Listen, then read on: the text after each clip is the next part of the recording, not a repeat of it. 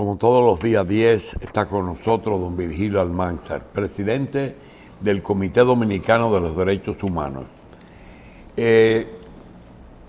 La cobertura de los derechos humanos es mucho más amplia de lo que mucha gente se puede imaginar. Son muchos los derechos humanos que no tienen que ver ni con las constituciones ni con las leyes.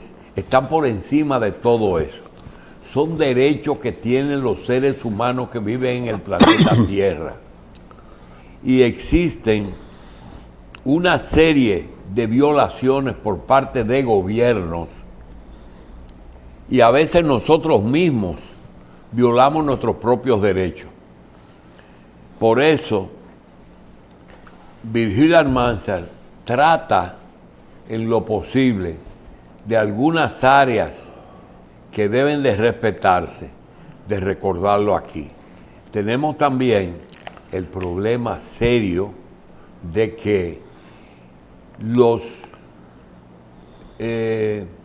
las personas y las instituciones que se encargan de los derechos humanos no tienen poder político ni legal en ninguna de las naciones. Sencillamente la denuncia o la demanda. No tienen, se parecen un poco a los defensores del pueblo. El defensor del pueblo no tiene ninguna incidencia, por ejemplo, en la justicia. Y la Procuraduría General de la República, que tiene bastante incidencia en eso, tiene tantos temas del día a día que no puede ocuparse de lo más importante. Por ejemplo, la salud, la educación, son derechos humanos y que los gobiernos han tratado de cubrir parcialmente. Pero si vamos a la verdad, todos los gobiernos están obligados a ofrecer salud para toda la población y educación para toda la población, por lo menos en primaria, en lo básico. Hay también áreas que muchas personas no saben y piensan que el que está detenido cumpliendo una condena no tiene derecho. Sí tiene derecho. Si no está condenado a muerte, mientras esté preso, tiene derechos. Mínimos, pero tiene derechos. Sobre eso nos va a hablar Virgilio hoy, porque esta semana, cuando pensábamos que se había inaugurado una nueva cárcel que iba a descongestionar los problemas de las otras, tuvimos un amotinamiento. Adelante, don Virgilio. Buenos días a todos y todas. Este es un programa de mucho prestigio y la gente tiene mucha credibilidad en él. Por eso nosotros vamos a tomarlo para dar cosas las más serias y las más difíciles que conocemos y cosas que el pueblo dominicano debe saber. Primero quiero decir que tuvimos una baja, un fallecimiento de uno de nuestros dirigentes, compañero Joaquín Manzueta Polanco, de Peralvillo, la provincia de Monteplata. Un luchador incansable de toda la vida. Lo recordaremos siempre a él.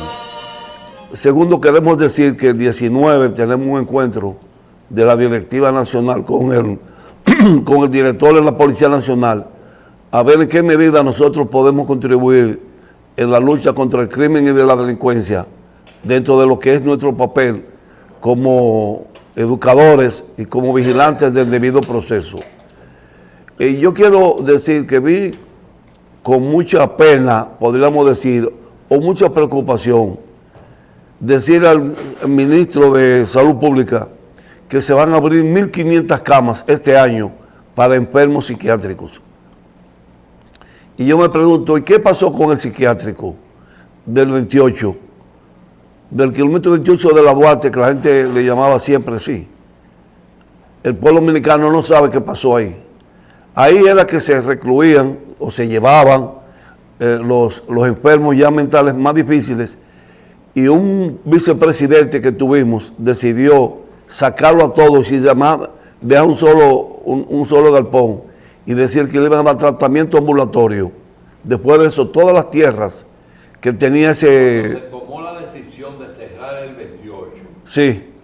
También se tomó una decisión, pero no se cumplió la otra parte, que fue que no era justo que enfermos mentales se confinaran en un solo lugar. Así, tú te acuerdas de los leprosos en Nigua, Sí. que no era justo de confinarlos en un solo lugar. Entonces hicieron el programa de que en cada hospital iba a haber una sala psiquiátrica, pero nada más cumplieron cerrar el 28 y no cumplieron hacerle una sala psiquiátrica a cada hospital. Don Julio, porque el 28 tiene unas tierras muy interesantes. Y hay que investigar qué pasó con esos recursos que tenía ese hospital, quién lo compró, quién se quedó con ellos. Sería interesante que se investigue. Y así podemos comenzar a resolver muchos problemas. Nosotros en La Parra es una nueva cárcel que está en la zona de guerra, Santo Domingo Este. Es la que se veía como la solución de los problemas. Y vimos al principio a Roberto Santana haciendo muchas denuncias de la mala construcción que se había hecho, de la mala decisión en el lugar donde se hizo, porque encima de Las Parras, La Parra está encima, de un río que se llama Cazuela, muy cerca del Cazuela. El Cazuela es un río subterráneo o freático que es afluente del Brujuelas. El Brujuelas es la fuente de agua de más del 30% de la población de Santo Domingo Este. Y en la Parra no se hizo planta de tratamiento. Me dice el compañero Edgar, que vive en Las Parras, que él le daba, y su papá y la gente le daba, toda la vida le daban agua y tomaban agua de esos arroyos. Y ni a los animales se le está dando ya agua de ahí, porque tienen miedo de que puedan morir. Y hay una contaminación, un olor grandísimo, y nosotros preguntamos, ¿y no se hizo una planta de tratamiento? ¿Qué está pasando ahí? ¿Por qué el hospital Las Parras no cose sus propios alimentos y tiene que esperar que de La Victoria se lo lleven a Las Parras? ¿Por qué en Las Parras no hay médicos permanentes como en La Victoria y se da tratamiento de eso? Entonces, no sabemos la situación. Ahora, lo que sí sabemos es que motines lo envuelven por ahí, pero también tenía motivos del problema del tráfico de drogas, que las medidas que se están tomando son muy duras y son efectivas, y ellos creen que están en La Victoria, donde vendían más drogas que en la calle. Y los presos deben entender que presos que están no es en un resort ni nada de eso. Y hay que tomar todas las medidas, pero también hay que resolver el problema médico, hay que resolver el problema de la alimentación, hay que resolver el problema de la contaminación, de la planta de tratamiento. Una cosa que nos chocó mucho fue como una persona que está imputada de tomar dinero del Estado, Jean Alain Rodríguez, el procurador de la República, se le dio permiso para ir a hacerse un chequeo fuera del país. Y nadie vio qué cosa tan grave tiene. Sin embargo, nosotros vemos como Miguel Ángel Pirré murió tuberculoso en La Victoria, vomitando la sangre. Como Yeuri Cuevas, José Luis Cuevas, Rigoberto Abreu Ureña y Miguel Ángel Mendoza tienen una situación grave, terminal de tuberculosis. O sea, ya mueren ahí. Entonces, en vez de llevarlo a un hospital para darle tratamiento, allá lo tratan. Tienen un pequeño lugar que se llama el hospital, pero imagínense en La Victoria qué puede haber. Entonces, yo me pregunto, ¿no sigue siendo la justicia la serpiente que pica a los descalzos? Sí, sigue siendo, desgraciadamente. Esa es nuestra justicia que tenemos.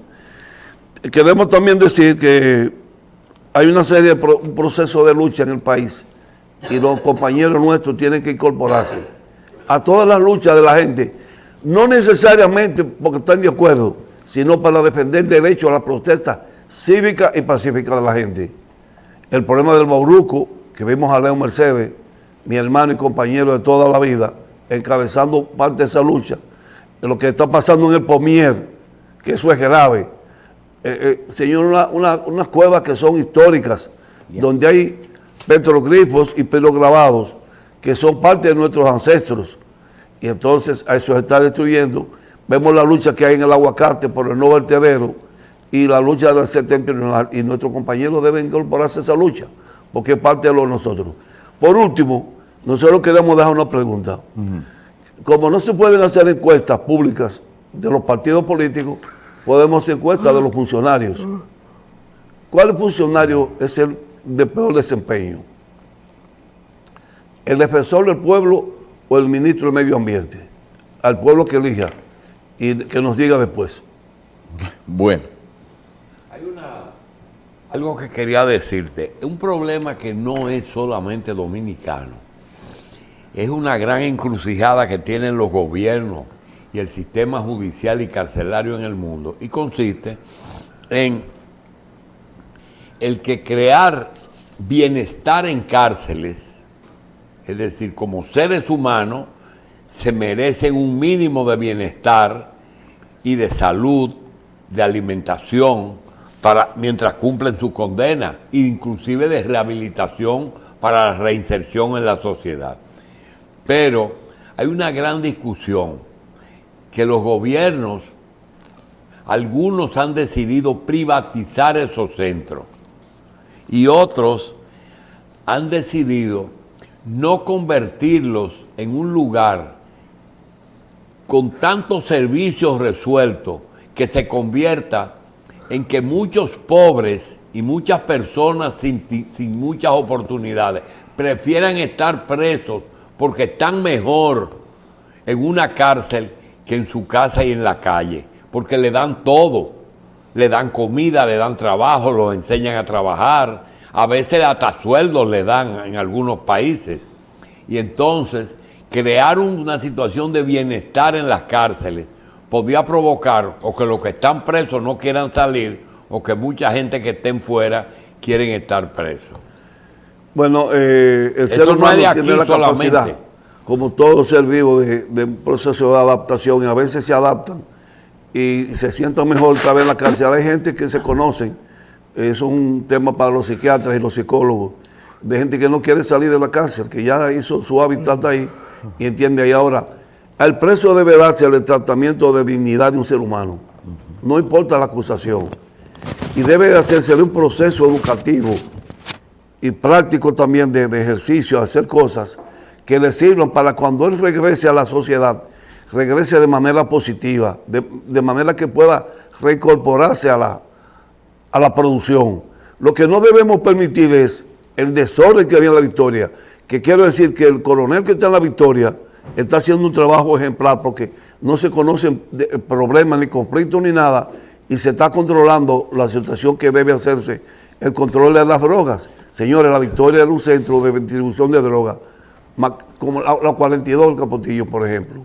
Entonces, eso no puede pasar en La Parra.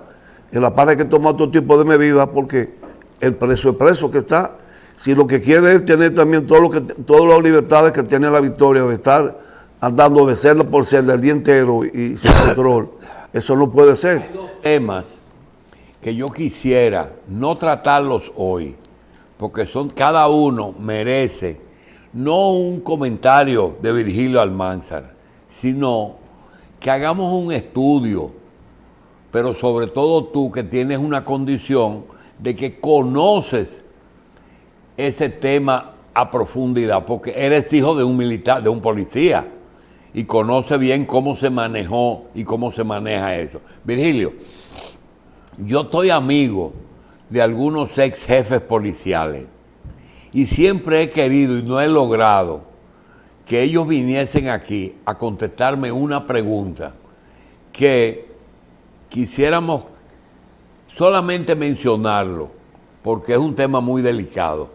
Cuando en un país no existe la pena de muerte, es decir, los derechos humanos aquí no implican apoyar intercambio de disparos, bajo ningún concepto.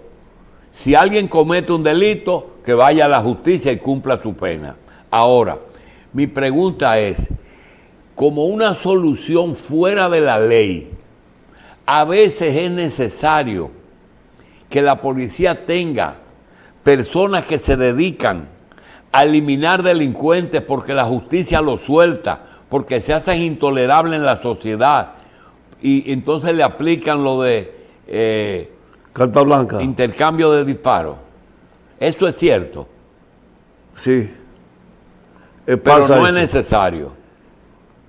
Es un problema que hay que discutirlo. Es un problema, ¿verdad? Sí, hay que discutirlo y verlo a la profundidad de cómo la justicia es irresponsable y no asume su rol de reprimir y sancionar debidamente a la delincuencia y entonces le tira el problema a la policía. Y la gente también presiona. Cuando hay delincuencia, por ejemplo, en la zona oriental había una situación que gracias a Dios se resolvió, que fueron las 3 bandas. Todavía falta algo de resolver en Boca Chica. La gente de Boca Chica estaba mal, pero la policía vino y actuó. Pero en eso se llevaron un par de muchachos. El otro tema es, Virgilio, cómo a veces la Procuraduría o la policía misma, en interés de conseguir las conexiones que los presos tienen durante están detenidos, les permiten el uso de celulares para coger la llamada y darle seguimiento a sus actividades, que por cierto, hay muchas actividades delictivas que se dirigen desde las cárceles. Entonces, tú ves que dice, pero es imposible quitarle los celulares. No, se pueden quitarle a todo el mundo, sin embargo, los dejan. Esas personas que les dejan sus celulares, ¿es porque ellos sobornan a las autoridades o porque las autoridades quieren darle seguimiento a las llamadas de ellos? Principalmente porque sobornan a las autoridades. Y de manera particular a algún preso ellos le pueden dar el teléfono para darle seguimiento. Eso lo hacen ellos. Pero además de eso, los investigadores del DICRIM, de la policía, casi siempre que hay un asalto o algo importante, tienen su fuente en la cárcel. Llama fulano. ¿Quién tú crees que puede ser? Porque de la cárcel casi siempre saben. Mira, más que afuera. La situación de Rolando Florian Félix nos enseñó mucho de que uno no sabe quién es el jefe de una cárcel. A veces tú piensas que es Roberto Santana, a veces piensas que es la Procuraduría, a veces tú piensas ahora que es el ministro de Justicia, pero a veces no es ni siquiera, y hay un preso interno que le dicen el preboste o el preboste, que le otorgan muchísimo poder, hasta de negocio ahí adentro. Le dicen control ahora. ¿Quién es el control? Los controles son los que manejan la cárcel, pero lo manejan de acuerdo con la policía. ¿Y es la policía? Y la cárcel también. Todos se ponen de acuerdo, porque le dejan que él haga una serie de abusos contra los otros presos. Si le van a llevar comida, hay que darle dinero.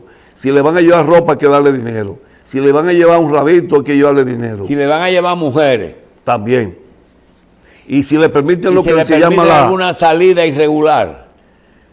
De salida irregular.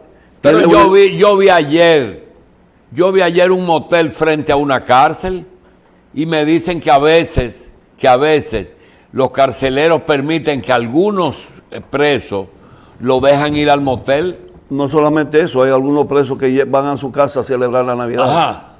Y se han conocido casos. Y además, el grupo de presos que salen a operar de noche y regresan a algún trabajo de algún jefe. Pero son casos excepcionales. Y la condición dentro de la cárcel, de que hay gente que son comunes y otros tienen celdas especiales, ¿quién lo determina? El alcalde y el director de la policía. En La Victoria hay celdas que cuestan... Que tienen privilegios. Que tienen privilegios. Correcto, porque están cerrados, nada más hay uno o dos con él, o a veces él solo. Había uno que se llamaba El Don, que tenía dos grandes salas, una de recibir a la persona y una de él. Él gastaba cerca de $500,000 semanal con 50 guardaespaldas, que daba 10,000 pesos cada uno. Esa es una persona de mucho dinero, una estructura demasiado grande, y se consideraba el narco más grande del país. Florian tenía un apartamentito dentro de la cárcel. Y le llevamos a mujeres, Sí. 3 y 4 mujeres, no una sola, no. Yo llegué a ir a la Monte Plata un día y me encontré que tenía 3 mujeres. Porque también ahí se hacían orgías y de todo, entre Florian, y también buscaban algunos de los presos o también de los militares, que en ese caso Estaban era ahí. la policía que lo tenía, los policías que estaban con eso. Bien. Para el día de hoy, ¿hay algo más? No, el día de hoy nosotros lo que tenemos es una actividad solamente educativa. Mañana vamos a visitar al general de Romana para ver qué cosas podemos hacer en Romana, que se está haciendo una buena labor y podemos contribuir, porque hay una parte romana que se llama el otro municipio, que antes tenía un nombre y se lo quitaron, ahora se llama Villaverde, algo así, donde hay muchos conflictos, y vamos a ver qué cosas nosotros podemos hacer junto con la Junta de Vecinos para bajar un poco la situación de la violencia, del crimen y la delincuencia. Bien. Virgilio Almanzar, presidente del Comité Dominicano de los Derechos Humanos, muchas gracias.